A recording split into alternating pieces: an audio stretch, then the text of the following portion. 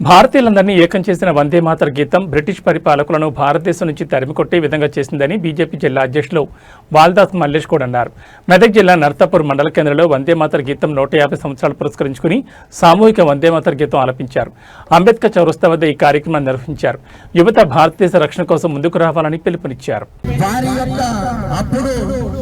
ఏదైతే బ్రిటిష్ వాళ్ళు మన దేశం మీద చేస్తున్న దౌర్జన్యాలకు అనుగుణంగా మరి అన్ని హిందూ భారతీయులంతా కూడా అక్కడక్కడ గ్రూపులుగా విభజించుకొని మరి ఈ గీతాన్ని పూర్తి చేసుకొని భారతదేశం యొక్క ఐక్యతను చాటుతూ మరి బ్రిటిష్ వాళ్ళ పైన పోరాటం చేసి బ్రిటిష్ వాళ్ళను భారతదేశం నుంచి తరిమి కొట్టడం జరిగింది.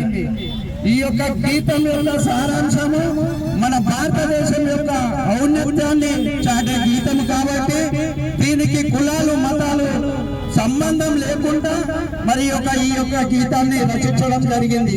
ఈ గీతం మరి అప్పుడు ఏదైతే స్వతంత్ర పోరాటంలో మనకు ఉపయోగపడ్డదో దాని స్ఫూర్తితోనే మరి ఇప్పుడు భారతదేశం అంతా కూడా ఈ యొక్క గీతాన్ని ఆలపించుకున్నట్టయితే ప్రతి ఒక్కరు కూడా చైతన్యవంతులవుతారని చెప్పి భారత ప్రధానమంత్రి నరేంద్ర మోడీ గారి యొక్క ఆదేశాల మేరకు కేంద్ర ప్రభుత్వము రాష్ట్ర ప్రభుత్వాలు అన్ని కూడా కలిసికట్టుగా ఈ యొక్క గీతాన్ని నిన్నటి నుంచి 150 సంవత్సరాల సందర్భంగా మనం ఆలపిస్తున్నాము.